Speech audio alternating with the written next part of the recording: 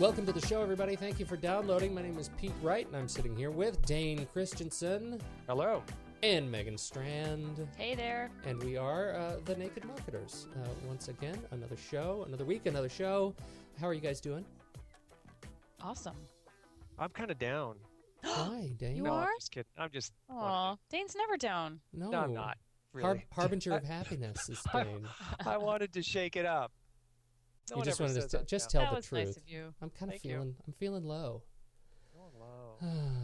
Well, we have a lot to talk about. Actually, we have a great interview coming up. I'm so excited about this. Our interview coming up later in the show is the good Mr. Scott Porad. Scott is a Chief Technology Officer for Cheezburger Networks. If you are an avid fan of ICANN has Cheezburger or Failblog or There I Fixed It or Failbook, or I don't know. I think if you look at the humor sites on the net, 7 out of 10 of them are run by the Cheezburger Network. They are the arbiters of funny. And Scott's going to join us to talk about how technology and communications work together at Cheezburger and how they are agile and community builders and all sorts of great stuff when he joins us a little bit later in the show. So I'm very, very excited that Scott has given up some of his time to join us. For now, though, we have news to talk about. What do we have to talk about today, Megan? Oh, I don't think I should lead off. I think, anything having to do with things like Apple and the iPad should be discussed by you. Oh, so I think please. we were going to talk about iAd first, and I want you to talk about that. Oh, okay. Well, okay. So Switch my- iAd. No, this is actually. I mean, this is an interesting thing. So, 2 weeks ago, when the maybe it was a week ago when Steve Jobs came out on stage and introduced iPhone OS 4 to the developers and the media for the upcoming iPhone operating system that's due to hit this summer. He also announced a new advertising platform called iAd, which, in addition to being another in a long line of unfortunate names, beginning with an I from the company, what they have done in essentially one fell swoop is insinuate themselves meaning Apple, into a massive display ad network that just sort of happened overnight over the last 3 years, I should say. And we're now starting to see some of the platform specifics that are hitting the streets. Now, the first that I've come across is from Hill Holliday, advertising agency Hill Holliday, which has written up a wonderful blog post about their meeting with the Apple iAd team. The iAd team came in and showed off some of the great advertising technology, talked about their philosophy, which I think is really interesting. The philosophy of the iAd network is to increase the emotional interaction with an advertising with a particular advertising unit. So. So you have a greater feel for it. It's more engaging. It's more interactive. You can poke and touch and interact with ads at a different level. Now, what we're hearing is it's not just to compete with the existing ad networks that have already insinuated themselves into the developers' hands on the iPhone, the iPad platform. This is really to elevate it and make it more expensive. Apparently, it is a premium product, and that should be that is something that they really want to get advertisers comfortable with. That if they want to be advertising with the Apple branded ad platform, they got to be willing to pay. Well, and isn't Apple giving a percentage of the revenue back to the developers? Yeah, it's like most of these things, it's a split.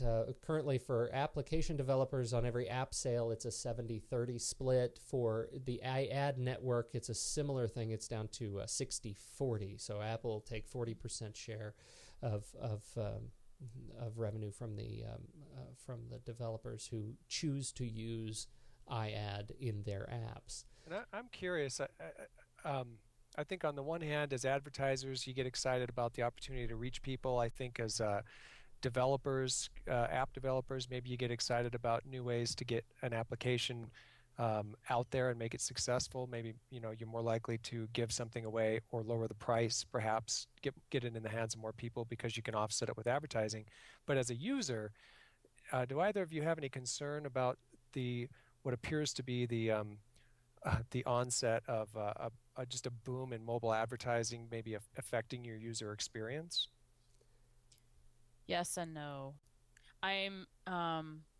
They made a point in this blog post, and that you're right, Peter, it's a really good post, about how traditionally, ads are really flat and just kind of pop out at you and are just this little random text ad or banner ad, which I've actually gotten several push notification ads on my phone from apps and promptly deleted them.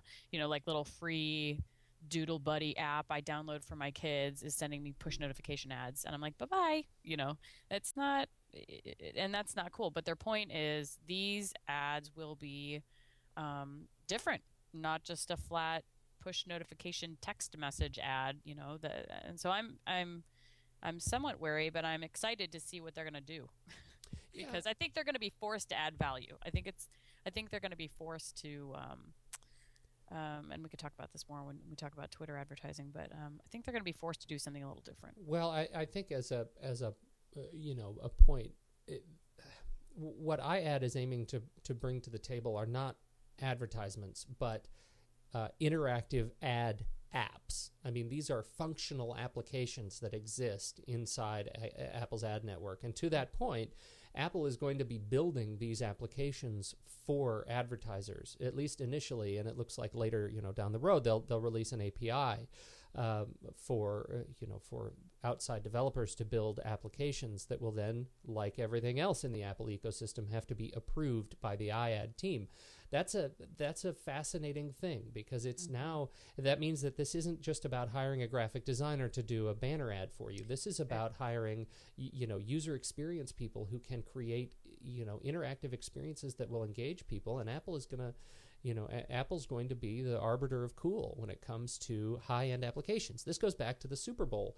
There is a large body of the consumer viewing public that watches the Super Bowl for the ads. Well, I think Apple wants to shoot for them. They want to shoot for the Super Bowl ad viewers. But, here's what life seems like to me. It seems like, we're born and, we need food. And, so the nature of life, we're looking for maybe status at some point, a mate, sex, we're driven by these things. It also seems like one of the other things that's true of our entire life is we're trying to avoid advertising, and advertisers are trying to trick us into watching advertising. I don't think that's true. I don't think we are all inherently trying to avoid advertising. I think we're sick of stupid advertising, and most of it is stupid. I like great ads. I like great ads that try to do different things. You do, but that's what you do for a living. I don't think I'm alone there. I mean, you find a really good ad or a short film where where really the advertisers have taken time to. Okay, I'm dying to get please get me started on this. I'm dying to get the guys who did the "Look at Your Man" ad from Wieden & Kennedy. Wieden & Kennedy put a boatload of work into this ad, and it started from creative, and it went to who was, I can't even remember the company. What was it?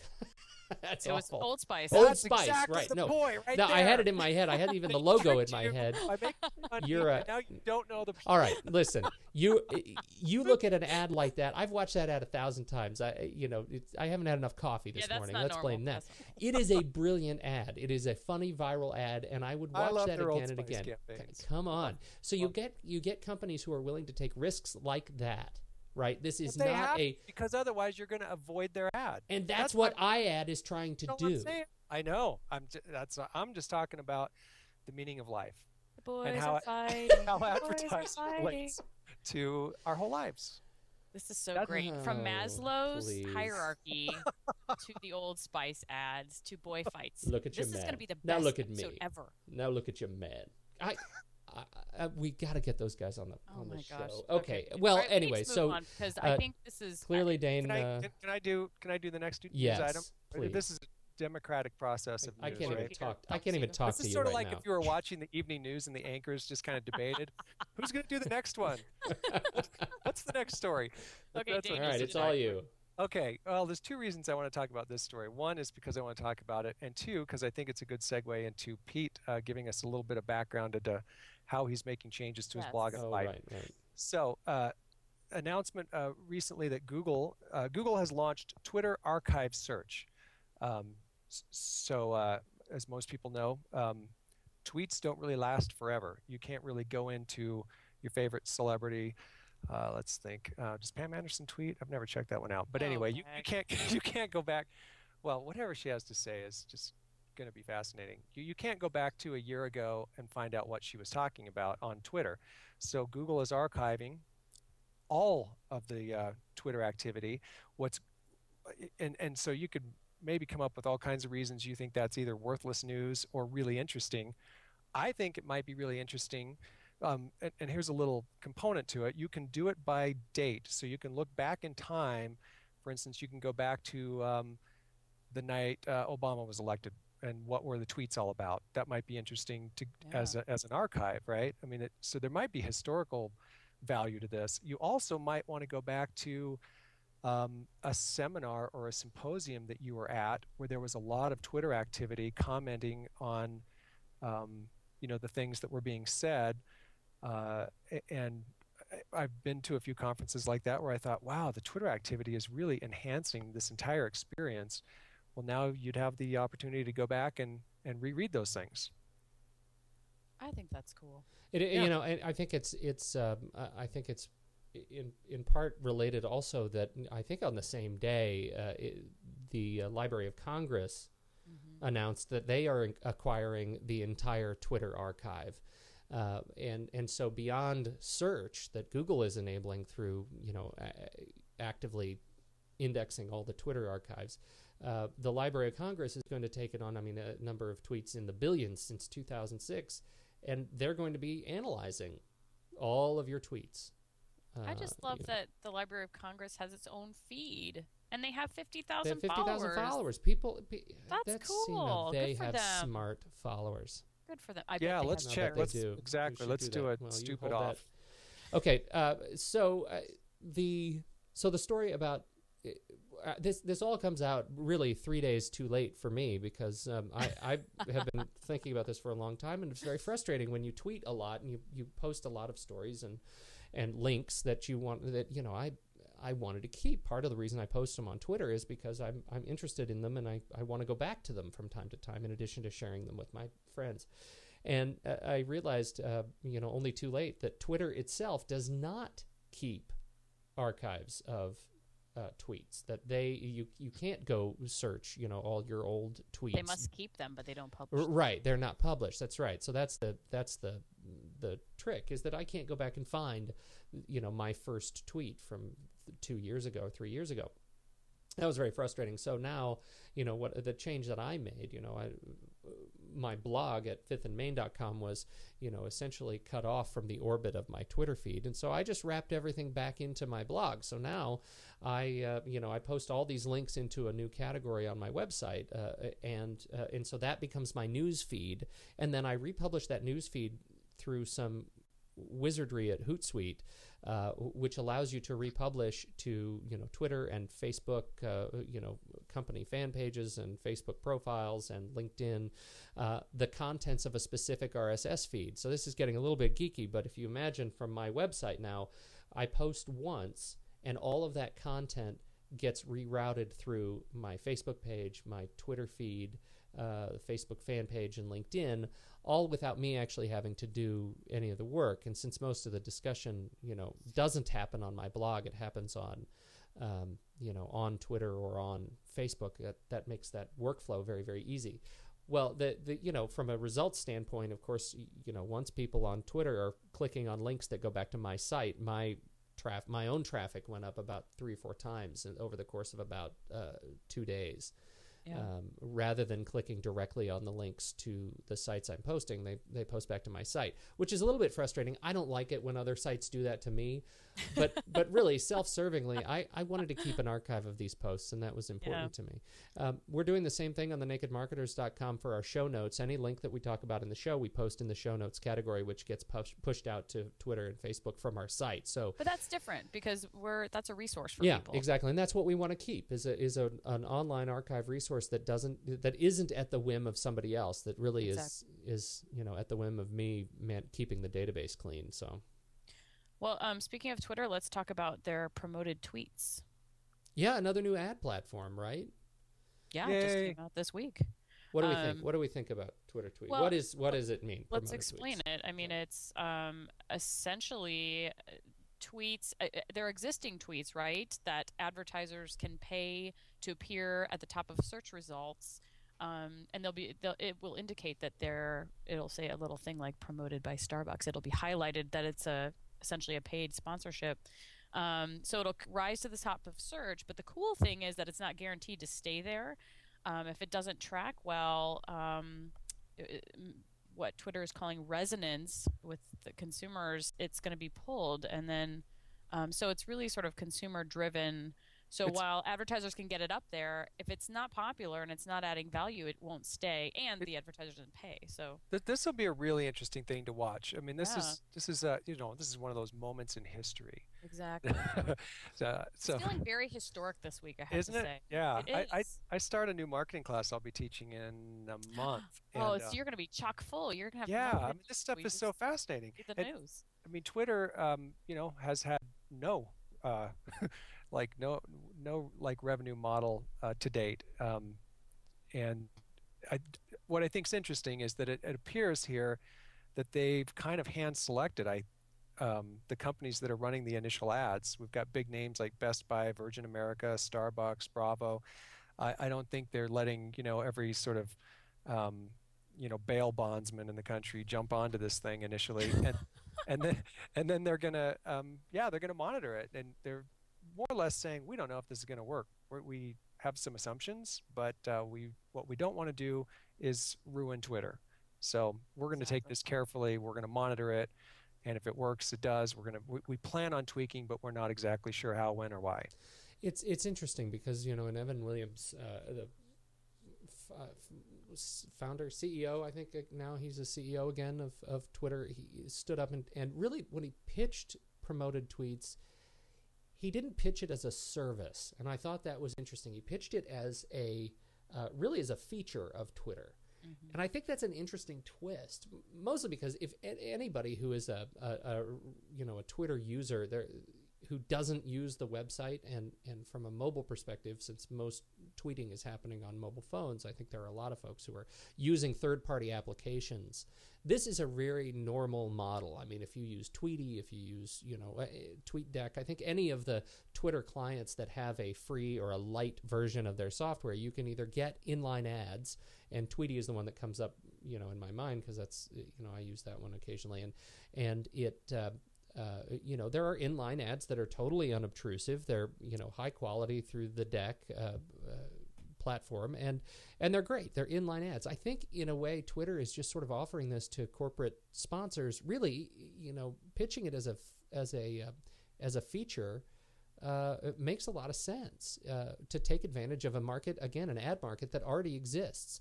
The parallel between iAds is really very good, that Apple and Twitter are both stepping into an advertising ecosystem that has already been created on their own platforms.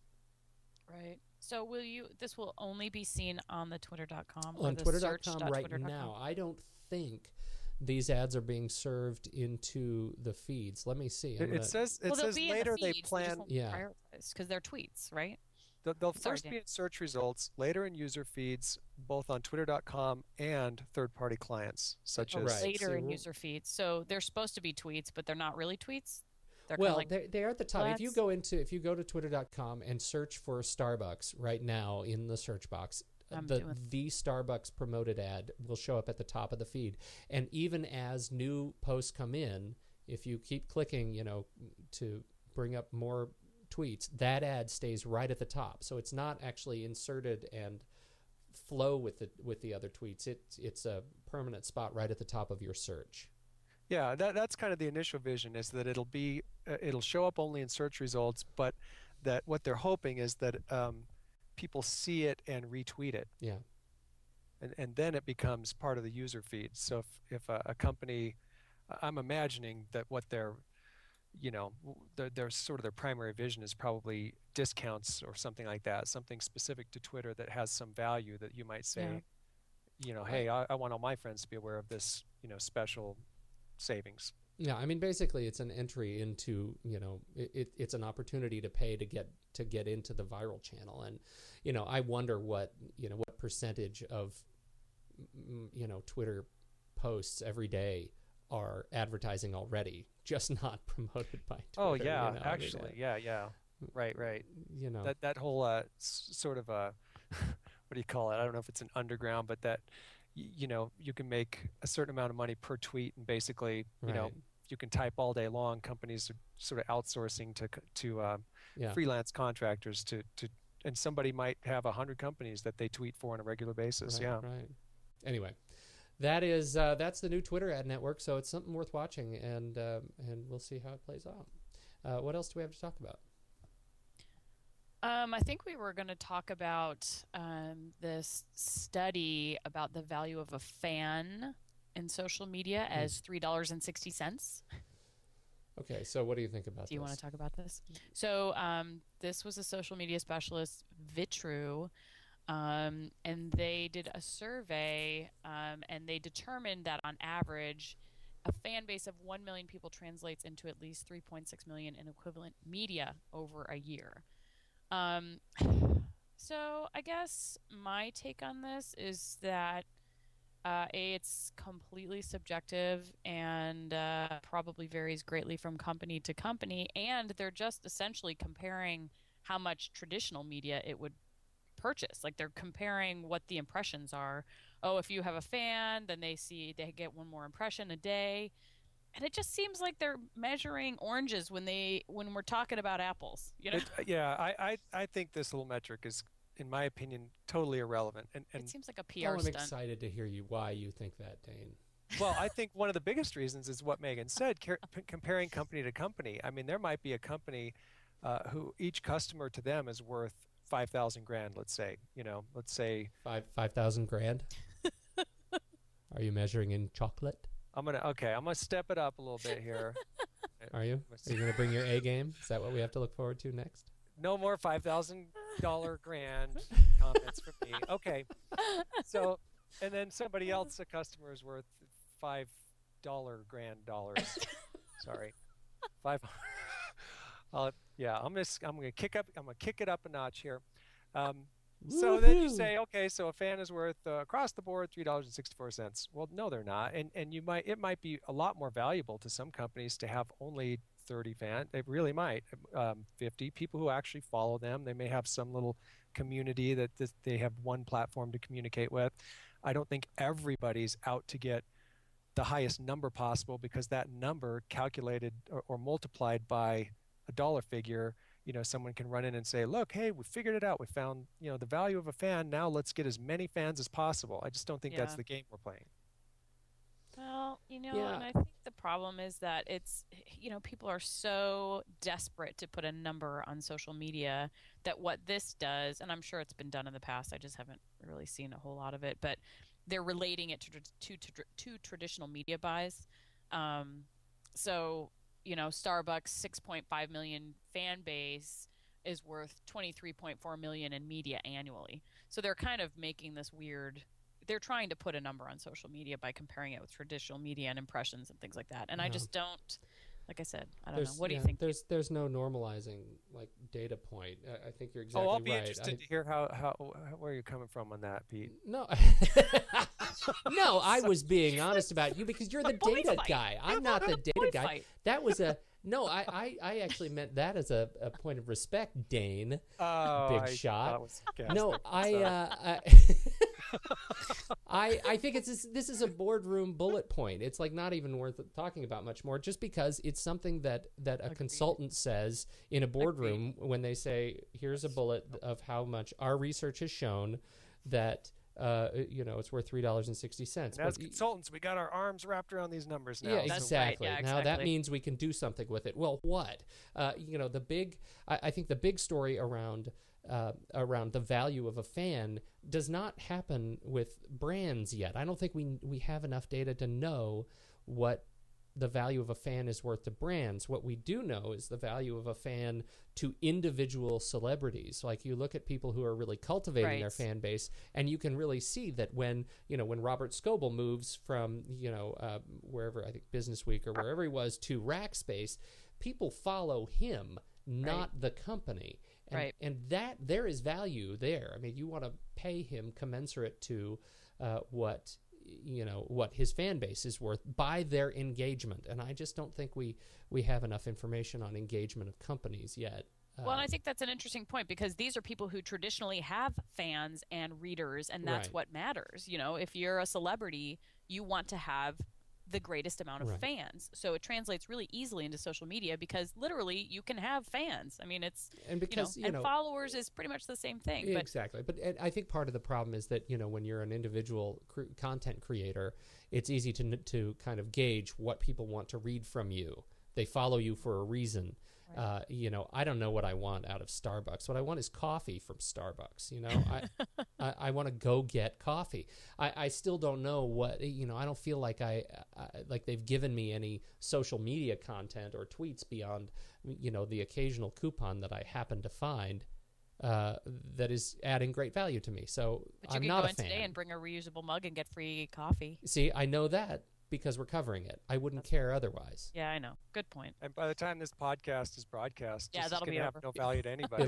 This whole conversation will be worth $0 grand. That's awesome. $0 grand. $0 Well, this has been an illuminating conversation. I think we should bring on smart people now. What do you think? Let's do it. Let's do it. Raise up the smart level Raise of up this the show. smarts.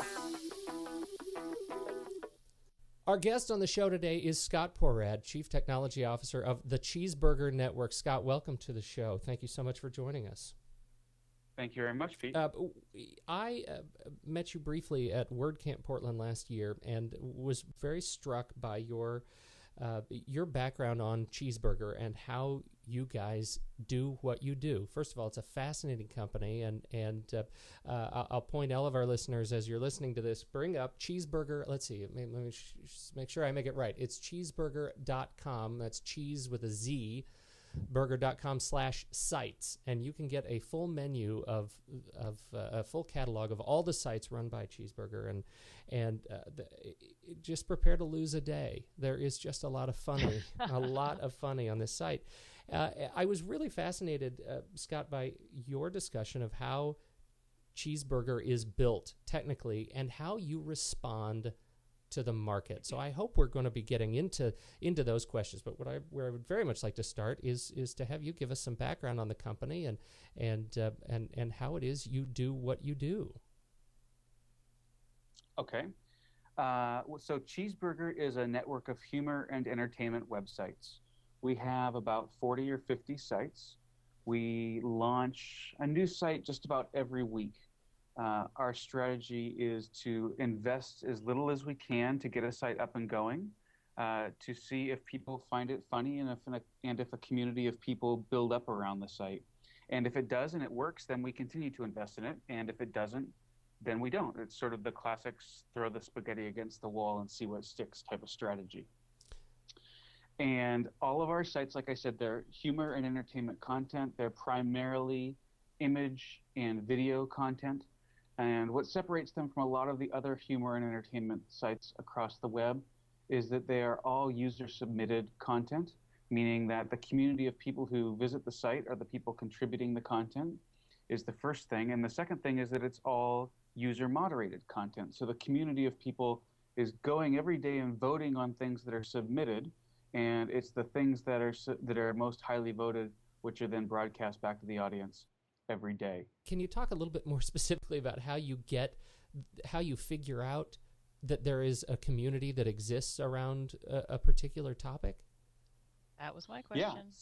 Yeah, it's a great question, and it's actually a pretty straightforward answer. The very first metric, the easiest metric to use, is, are there submissions? So, for instance, we once launched a site about pandas, and nobody submitted pictures or video of pandas because presumably, I guess now that you think about it, they're hard to come by. And There's a big World Wildlife Federation contingent, and that's about it, right? that's about it. So, if you don't have people who think this content is funny enough, or who can find it in their everyday lives and are willing to contribute that's the whole engine to the whole system. So the first thing is whatever topic we're addressing, whether it's weddings or food or clothes or fails or whatever we're doing, is there a community? Is there submissions around it? Is there a community of people who will submit the content? And then the two other things that we look at that are very closely related to it are pretty obvious, which are comments, are people interacting with each other and the content on the site, and then voting, meaning do people care enough to come and give their opinion to say whether they think something's good or bad. And then of course there's obviously always the baseline, which is page views and unique visitors, which is simply are people showing up. But those are the metrics we use, and we have a team of moderators who launch sites and work with those communities, and they interact with the people who are there through the comment boards and find out if people like the content or don't like the content. And I tell you that, the voting is a real key because it gives us a clue of, oh, well, people who are coming to this site like this or don't like this, or they don't care about anything, right? One of the things we've learned is that it's better to, lots of yes votes and lots of no votes is better, or phrase it differently. Lots of no votes is better than no votes at all, because at least it shows that people care about a little bit of engagement. So those are some of the metrics we look at to decide if something's working or not. So it seems like you would have to be fairly calculated in the sites. If you're launching a site a week, I mean, I'm looking at the site's catalog here. That's extremely impressive. But it seems like you also have to be pretty calculated about the sites that you don't, or that you can. I mean, how frequently do you close down a site or roll it into something else, another property? I'd say roughly it's like a 3/3. We have a third of sites that are successful, a third that are sort of in the middle, that are just chugging along, and we haven't decided if they're going to be successful or not yet. And then roughly, say, a third, maybe a little less, more like 20%, that just sort of don't work, and we shut them down. Or more often, what we do is we sort of revision them. So a great example I like to give is the site we have called Weddinator, which is about weddings. And we probably launched that site 2 or 3 times, trying to just find the right angle of the content that people enjoy. I think some of the first attempts at it were just not. The way I like to describe it is, it was too much laughing at people as opposed to laughing with people. Mm-hmm. And so what we'll do is we'll take it down, or we'll try and adjust it or tweak it. Or sometimes we launch one, like we had a site we tried to do something based on Wikipedia. We called it 140pedia. It was sort of Wikipedia, but every page was only 140 characters, and which kind of was funny because you had to sort of take these subjects and consolidate them down very brief, and it just didn't work. It couldn't get an audience. And we tried to tweak it a few different ways, and it never happened. So we shut it down. So I would guess also that some of your new sites generate organically from little spin-offs that are happening, that you see happening on existing sites. Is that the case?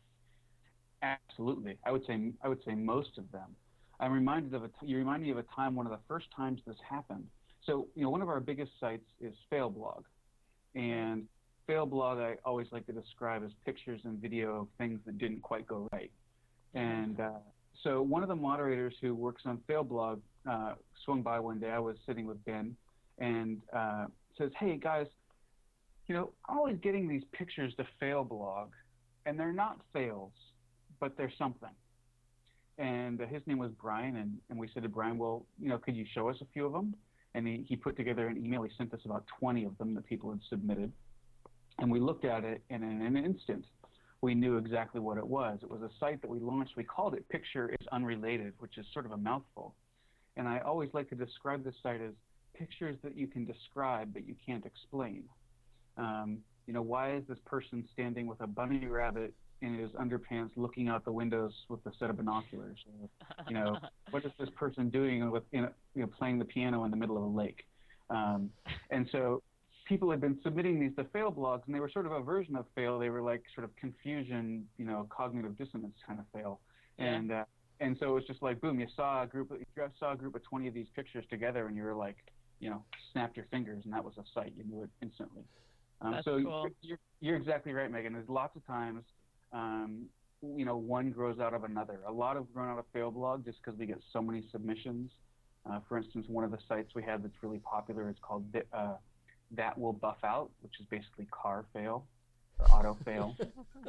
Another site that's called There I Fixed It, which is priceless. It is priceless. It's sort of home repair and engineering fail. Oh my gosh! And all, these ones I'm rattling off right now are sort of sites that did grow out the fail blog. For instance, out of I Can't Has Cheezburger, we've had sort of a group of cute sites grow out of that. I think we have a site called The Daily Squee, which is sort of like, I think of it as puppies and kittens. And other sites have grown out of I Can't Has Cheezburger as well. Obviously, I Has a Hot Dog grew out of I Can't Has Cheezburger. So, I Can't Has Cheezburger is about cats. I Has a Hot Dog is about dogs. What's the most popular site on the network right now? Fail blog is probably the most popular site on the network. The four biggest sites on the network, roughly speaking, are I Can't Has Cheezburger, Fail blog, Very Demotivational, which is sort of the opposite of motivational posters, it's just a priceless site. It gets a little cruel sometimes, actually. And the fourth one is a site we launched in 2010 called Failbook, and it's sort of Facebook fail. And man, it's really terrific. It's people basically, people will take a screenshot of something they see on Facebook and send it to us, and it's just terrific. Yeah, just an aside, how do you get anything done during the day? I mean, I open up one of these sites and I get lost for an hour, and you guys are inventing it. It's like drinking beer or anything else. You have to build up a tolerance. The answer is, there will be times when we get really distracted, and we joke a lot around here about, ADD, and which isn't a great thing to make fun of because a lot of people really do have ADD, but we'll be looking at a site talking about the design of it or something, and then all of a sudden we'll just kind of get lost in looking at the content. So it is it's a wee bit of a challenge, but there's this other thing, which is our company motto is to make everybody happy 5 minutes a day. So if you can poke into a site here and there every day for a few minutes and get a little bit out of it, and then go back to work, that's the motto we're pushing people towards. So Scott, a quick question. Oh, sorry. No. I was kind of cutting out there. So I would imagine that a lot of people get introduced to your blogs through, or your sites, I guess, through, sharing. Somebody sees something funny, passes along, so it's probably a lot of, a lot of social media growth, a lot of people posting things on Facebook and spreading it around. Do you also find that people will sort of lock on to a site or two, and in terms of the uploading content and commenting, that there will be a group maybe of people who more or less dedicate themselves as sort of a micro community within a specific site? Absolutely. Okay. So we see, there's obviously a bunch of different user types. There's people who look at a bunch of sites every day, and there's people who come once in a while, and then there are people who are their given site is their home, and there are people there who they effectively hang out with in the comments every day. And we see that if you spend a lot of time in the comments, you start to see a lot of the same names over and over again. You actually start to see occasionally conversations between people in the comments that are completely unrelated to the post. Hey, Joe, heard you got a new job. It's kind of a little peculiar. But there's absolutely real core communities or power users who are very dedicated to sites. They're not always the people who contribute the most. They're just the people who come there every day and who vote for what they want, and who feel part of a family or a community because they are there with other people who like the same kind of stuff that they like. You mentioned earlier the word cruel in one of your sites, and that it can get a little cruel. And I think when we're talking, to our listeners who are also actively working to build community, I think that tends to be one of the biggest fears when you invite user-generated content into your communications flow. You risk it turning cruel. How do you deal with this at Cheezburger and your sites, particularly when this gestalt of humor tends to get lost in laughing at you rather than laughing with you? All of our content goes through sort of a 4-phase process. It's submitted by the users in the community, and then it gets screened by someone here, by a human, simply for appropriateness. So, in a nutshell, nudity, violence, racism, that type of thing. But not for quality or humor or anything like that. Just is this okay to have on any of our sites? I like to say our sites are family friendly. They're probably a little more like PG-13. And so anyhow, all the content gets screened, and then it goes out into our voting system where the community can vote on what they like. And content can be flagged.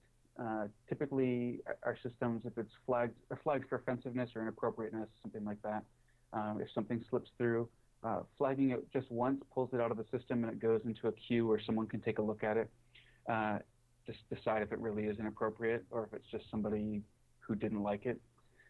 And then sort of our voting machine spits out the winners every day, so to speak. And then as a last sort of phase, our moderators go through and effectively curate what they're going to put back on the site for the next day. The way I describe that is the best example I can give, and I hope that I'm not rubbing any politics the wrong way, is during the election, we have a political site called Pundit Kitchen, a news and politics site, and there were a lot of Sarah Palin jokes. And if you're running a publication, you might want to put Sarah Palin joke or 2 every day, but you don't want, of the 10 things you're posting every day, you don't want 9 of them to be about Sarah Palin. So we'll do a little bit of sort of moderation and curation at that last moment. And so to your question, which is between the initial screening, between users flagging things to have it pulled out of the system, between users voting stuff down if they don't like it, and then between the moderators taking one final look at stuff. A lot of the really inappropriate stuff, the cruel stuff, the stuff that just, it is wrong, gets screened out.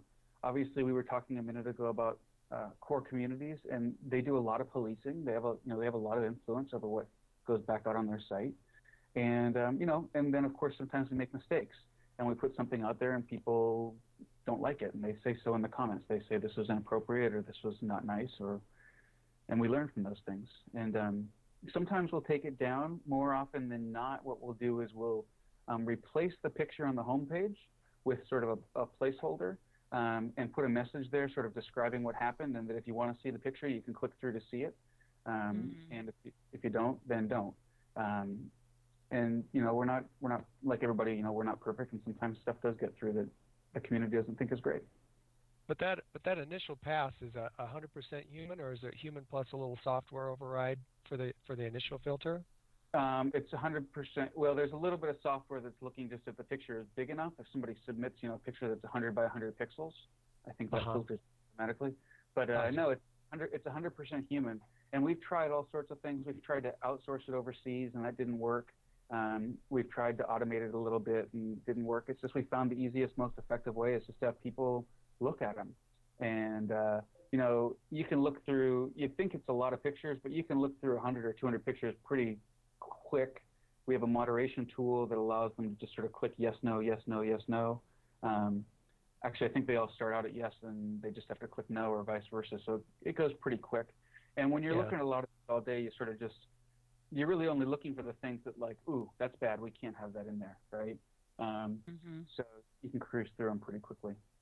So as you build these internal communities, or these kind of micro communities of sort of dedicated people to specific sites, I'm wondering if this has ever come up. There's a blog that I read quite a bit, Video Gum, that did something recently that I just thought would be a disaster, and I thought it crossed this weird virtual line, but it seems to have been pretty successful, and that is they had an offline meeting. So there's sort of one moderator of that blog, and then there's a whole bunch of contributors, a whole bunch of people that comment and post, and a lot of them are in the New York area, so they've been having these pizza parties and then putting pictures of them, and I just thought that's something that would be, it just seemed to me like that was a real risk. I've never heard of that before. These people all know each other only virtually, and then they're throwing these parties. Is that anything you guys have considered maybe there in the Seattle area? Sort of. We've done some similar things. So most of our moderators are actually here working in Seattle.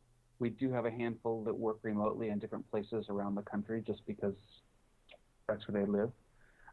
We do events just with the community periodically. We actually have a fun one coming up, if I can do a little shameless plug. Of course. January, I think it's June 3rd. I have to double check now. We're having Cheezburger night at the Mariners. Cool. We did it last year. Let me just look. I'm gonna look it up while we're talking here. Cheezburger night at the Mariners. But yeah, I'm pretty sure it's June 3rd. It's obviously at Thursday, June 3rd. It's at Safeco Field in Seattle, and tickets I think are $20. And people who come get a Happy Cat bobblehead doll, and tickets are $15. And I think tickets are on sale now. And so we did this last year. We had a lot of people come. I was really surprised. We had almost 1,200 people join us there. Wow. Oh my gosh. This was really terrific. It was totally huge. When we first announced this, I thought, oh, this will be neat. The company's going to go to the game, and 10 or 15 other real hardcore fans are going to come with us. And so there'll be like 25 people, and maybe 40. Some wives and kids will come, and husbands and kids. And I was just like completely blown away. When I found after like a couple of weeks, I found out they were having there were 700 people that signed up, and I was like, are you kidding me? This is ridiculous. So we do some stuff like that. We've had some sort of happy hour type things. We did a happy hour for Fail Blog once in the Seattle area. When we launch books, we tend to do sort of book launch type things. We actually have a book coming out next week on April 20th. We have our dog book. Our I Has a Hot Dog has its first book coming out. Wow. And so sometimes we do sort of book launch type parties. And so we do some things like that where it's a two-way street. The community gets to know some of the people who are here, and likewise, the people who work here get to talk to some of the folks in the community. And then I was going to say the last piece is it also sort of happens on one-on-one casually. I was going to New York a few weeks ago, and this actually wasn't a few weeks ago, it was in the fall, now that I think about it. And I tweeted out that I was going to go there, and someone said, hey, I'd love to meet with you. I'm a big fan of the site. And so I went and had lunch with a woman there. She was actually in New York on work from Louisiana, so it was kind of a random thing. And it was just fun to get to sit down and talk with someone who's a huge fan of what we do. Yeah, it's just absolutely fascinating to me. And I'm really fascinated by that number that showed up for the game, and that's continuing because, it's so interesting because, again, my initial thought is well, we have our life over here, and then we have our online life, and that's where we're anonymous, and it's kind of virtual, and it just sort of seems like the lines don't cross very often. But I've just kind of noticed lately that these things are happening, and it's of course there's just that innate desire to connect, and I think a lot of us, the three of us, for instance, all work virtually, don't have offices, don't have coworkers per se, and I think it's part of the reason really that we do this show. There's that networking and that connection, but that these sites and these sort of online communities can be the genesis for friendships and offline meetings and parties and that sort of thing. It's really fascinating to me, kind of just on a social level. I agree with you. I think that that IRL in real life still exists. Right. From a marketing perspective, I mean, it comes back to this doing whatever it takes to extend the value of the brand, and there's an awful lot of value in what you guys do, making people feel good. I mean, it gets back to that, having the systems in place to keep it from moving cruel, but really making people feel good. I wonder if we could take just a bit of a turn as we kind of wrap up here and have you talk a little bit about the infrastructure that you guys have set up over there. I mean, for marketing folks who are struggling to find a way to build community and to react quickly Boy, you guys have really set a standard for reacting quickly. How do you do it technically? That's a great question. The answer to it is twofold. The first is we sort of use a lot of off-the-shelf software. So as much as we can, we try and stitch together other systems and services that are available to us for sometimes for free, but sometimes we actually have to pay more than if we did it on our own. The point being not spending a lot of time building our own stuff, but sort of building a fabric of things that already exist. So that's one piece. And related to that, I should mention as a sub-piece of it is, what that means is accepting two things. First is accepting a little bit of imperfection. The solution that you create might not be exactly perfect or exactly as beautiful as you had hoped, which lots of times for people in the marketing and branding world is a little bit challenging to accept. And then the second piece is accepting a little bit of messiness, which kind of goes with it, is that sometimes these things don't stitch together perfectly. And so what you're really making is a trade-off between progress and perfection. And so I actually used to write a blog. I still write a blog, but the blog that I used to write was called Progress versus Perfection. And, it's just a trade-off. And in our business, we want to be nimble and we want to be responsive. And we don't have, hundreds or millions of dollars of venture capital money to throw at problems. So we choose to take a strategy which is do things as cheaply as possible and as where we are stitching together third-party solutions as much as possible, and that gives us the flexibility that we want. So that's the first piece. The second piece, and now of course I've lost my train of thought, but so that's the first piece is we stitch together a lot of things. I guess the second piece is we rely on a lot of partners. So we have a great partnership with WordPress.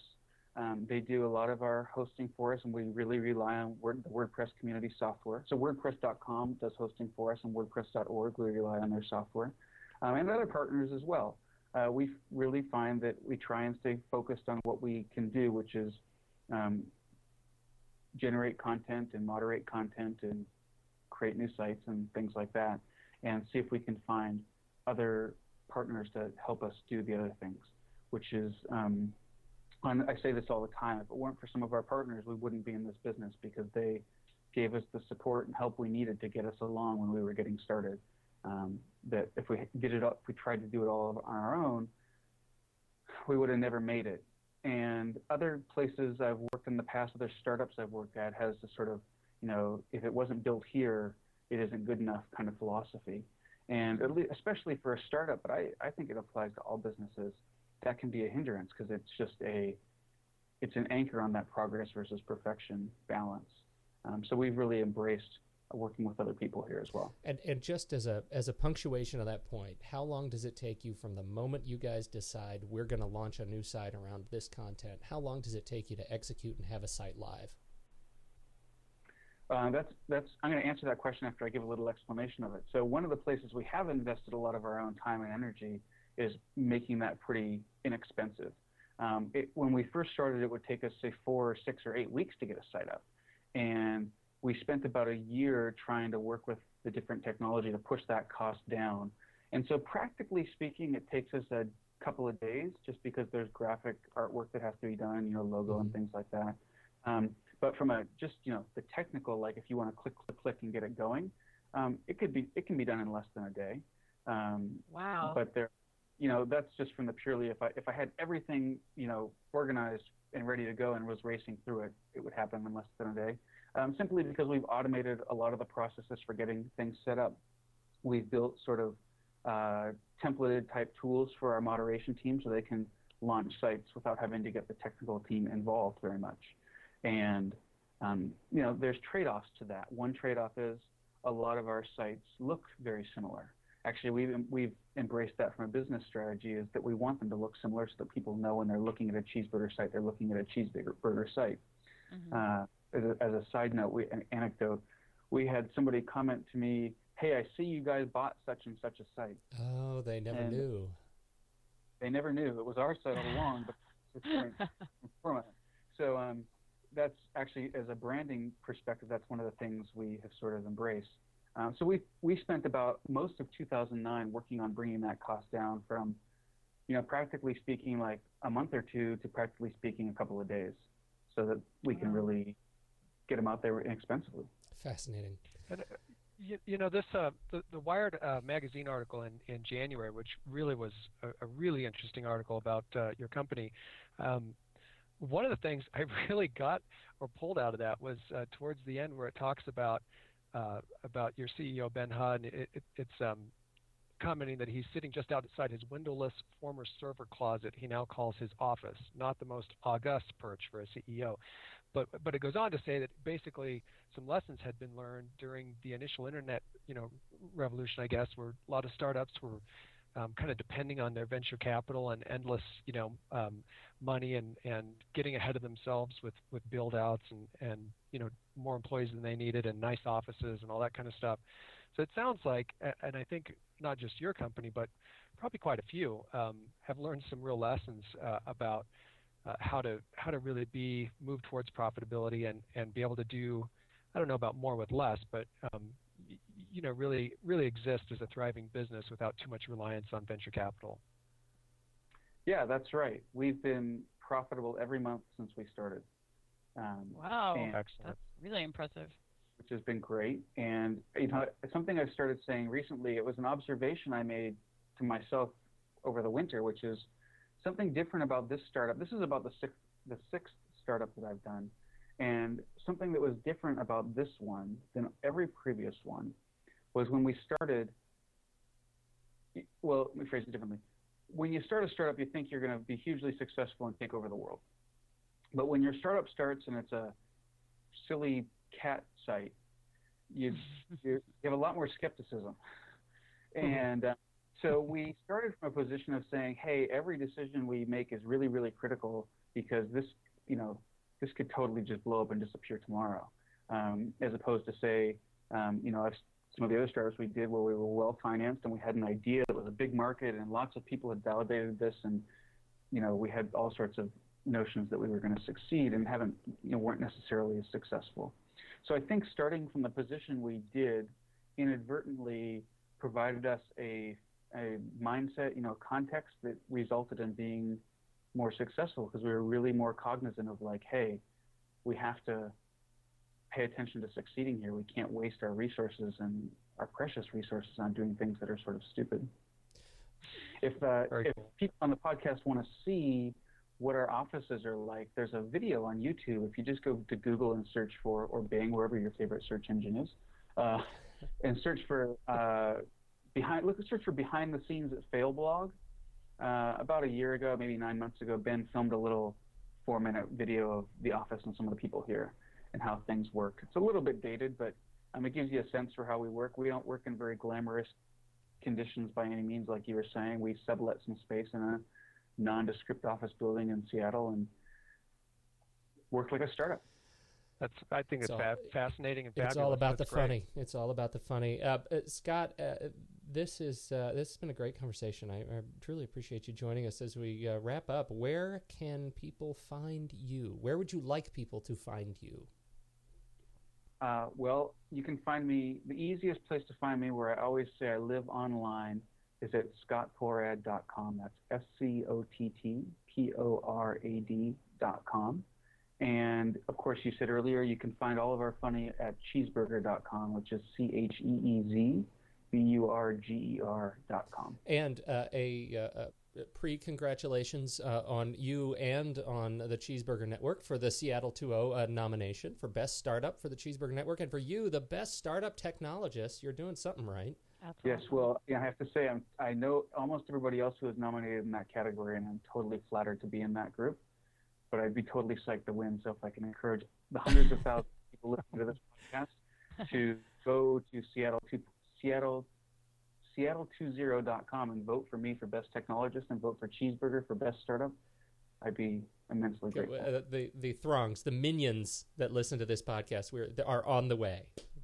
We got your back on this one. Thank you so much for your time today, Scott. Thank you. Thank you very much, Scott. I think it's a sign of the times, and one of the lessons that we can take out of that conversation is that, here's a chief technology officer who is truly and intimately involved in so many areas of the business, and that part of that is the nature of a startup, but part of it is a nature of how integrated technology and the communication platform really are. Well, and I think one of the things I was most impressed with was the fact, one of his last comments about, we stitch together things that other people have done well, and it may not be perfect, and we've sort of had to come to accept that as part of our business model. It just seems like they're specializing in what they need to be specializing in versus his comment that many startups feel like if it's not done here, it's not our work. And I just think that really is a huge message for startups. And I would definitely encourage anybody who has any interest to check out that Wired magazine article in the January issue about the company. There were a number of things that came up on that conversation that really have me thinking, about where things are heading. I mean, one of them is the fact that these, little online communities can spill over into real sort of offline engagement. And a lot of that, though, Pete, you had mentioned after you said it that it's kind of that's smart business. So we can say that, well, it's also social and just sort of it's organic, and if it's meant to happen, it will. But on another level, it's really let's say an internet business, or a business that really is relying, living in a virtual space and relying on all things internet related to drive the business and increase the traffic. And sometimes I think companies can get either very myopic that way, or maybe even just a little lazy, that they aren't doing things that a traditional company might do, that things that really don't that pull you out of that virtual space and say, hey, wait a minute, we need to brand ourselves, we need to connect this community. One of the things we can do to keep this vital is to reinforce this relationship in a real way. So it's just plain great business. Some of the stuff that these guys are doing, the way that they're using off-the-shelf software, the way that they're profitable from month one, the way that the chief technology guy knows really everything about the business. I think these are, this is kind of the way business is moving. A lot of those little points. Well, I think it works sort of like this, right? The first time you get a community that kind of builds itself, it's lucky and organic. But by the third time, it's calculated. Somebody is learning the lessons of their experience and is calculating a way to build a community. And that, I think what Cheezburger has shown is that, online or off, as it continues to evolve, is that, trial and testing will yield success. And that goes back to something we talk about repeatedly, which is this idea that you test for results even in new media, even in these new tools that are continuing to evolve all around you. You continue to test, you continue to see what works, and then you replicate. How much of your success can you replicate? It's just like print measurement. It's just like early banner measurement. It's just like outdoor measurement. How much can you test and replicate? Well, and I think on a final note before we move on to tools, exactly to your point of measuring, I think part of the charm of the Cheezburger network is the fact that, it seems like a silly, kitschy kind of site where people are posting pictures of their cats that are funny. And that's sort of what drives it, is this great community of people. And behind the scenes, they're doing a heck of a lot of work to make sure that, the people are seeing what they want to be seeing. So I think, at the end of the day, that's the golden ticket that they've been able to accomplish. So, communities can come up organically, but somebody has to moderate them and, be paying attention to them, because otherwise they don't sustain, even if they are a huge groundswell. So yeah, that's a really good point. I still don't know how they get anything done. I mean, I sort of imagine that, like, I wonder if any of those guys really honestly find anything funny anymore. Like, they have totally seen it all, right? No, they have not at all. You think so? Not at all. No, they have to think it's funny. I hope not. That would ruin the mystique. There needs to be some of that. I think that's a weird. I'm trying to figure out where you're coming from with that one, Pete. Funny's funny.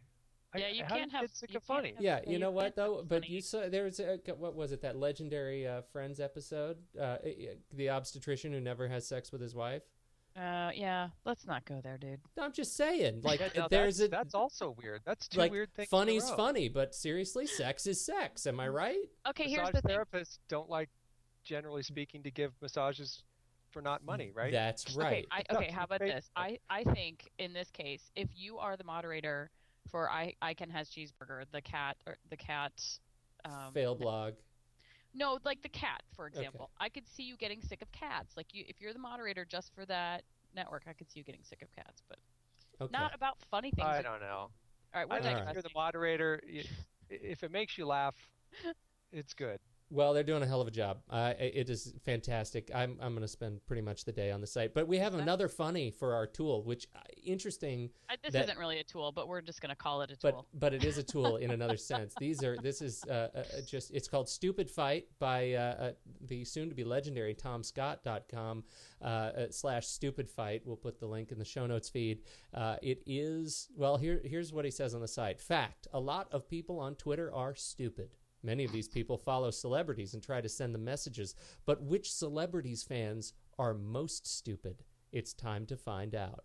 A Stupid Fight can't go out and administer an intelligence test to each person that's sending messages to a celebrity. So instead, it estimates based on several stupid indicators. Are they using 20 exclamation marks in a row? Do they endlessly use the abbreviation OMG? Do they seem incapable of working out where their shift key is? These indicators have a strong correlation with the message and its sender being stupid. So you go to Stupid Fight and you enter in 2 celebrity names and click Battle, and you can see whose celebrities are most stupid, and it's funny. Well, and I think there is obviously a degree of stupidity because it's a continuum. Because I put in 2 people that I follow, and one came out their followers came out a little bit stupider than the other, but they were both sort of in the smart as a whip category. Whereas I just put in John C. Mayer versus Kim Kardashian, and Kim Kardashian's fans are like off the chart, dumb as a bag of hammer. Is that what it says? Dumb as a bag of hammers, like 773. Right. So. Well, It's obviously very subjective, and it's those are real subjective. It's only just for fun. But what's great is that like when you do one, I did one that was sort of preloaded on here, Glenn Beck versus Rachel Maddow, and it'll pull up example tweets. Right. So one of Glenn Beck's fans says, "I'm with you most of the way, if not all. Love you, loving us. Tie for your layman terms of your views on what WT is happening to." Number 2, us and our country, CUNTRY. Oh, probably my favorite misspelling. That's brilliant.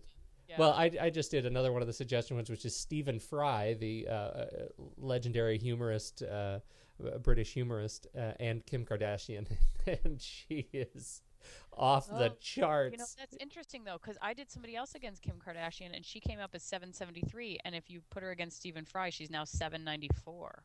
So it's not a perfect tool, folks, but you'll have a lot of fun with this one. It's We hysterical. don't need to. It is hysterical. You will lose. I think you'll lose. We should measure all these sites with how much time you'll lose. Time loss I think you'll lose about 2 minutes on this site, and it'll be worth exactly 2 minutes. Exactly. Like you won't regret the 2 minutes lost, and you won't probably think it's like Chinese food. You won't really think about it after you leave the restaurant.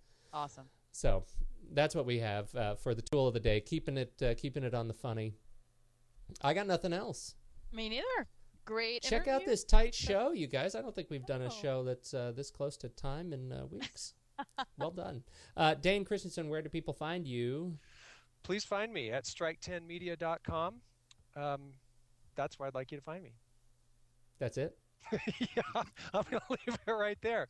Thank you. You're not even going to do Thank you Twitter? very much. Good night. You do Twitter every week. We do Twitter. If It's our I thing. I know, but if I had tweeted in the last couple of days, I would. No, seriously, that's why we do this, because it's peer pressure for you. That's right, Dane. You need to tweet I'm more. at Alta Dane. Alta That's the ski Dane. resort and the dog put together.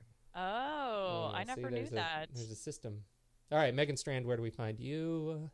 I am on Twitter, and I do tweet Dane Often. at Megan Strand.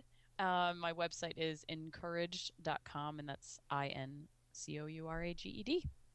And you can find me at Pete Wright on the Twitter and at fifthandmain.com for the blog, the links list, and everything else. Of course, the show is at thenakedmarketers.com. We have the new show notes feed where we're posting links to everything that'll show up in the feed. You can go look at our show notes there for everything we've talked about on the show. You can follow us at Naked Markets on Twitter, which is essentially just a repost of those feed items, and of course listen to the show online. But we would really love it, really, if you'd go over to iTunes and subscribe to the show there. You can find a link to the iTunes entry for The Naked Marketers on thenakedmarketers.com, and write us a review if you like the show. We could help the review. It helps other people find our show and listen to us. So write a positive review for us. Share some words if you've learned anything, if you've implemented any of the tools that we've recommended. We sure would love to see a review in iTunes talking about it. Thank you in advance for your support. And I think that's all we have. So on behalf of Dane, on behalf of Megan, I'm Pete Wright, and this has been another Naked Marketers.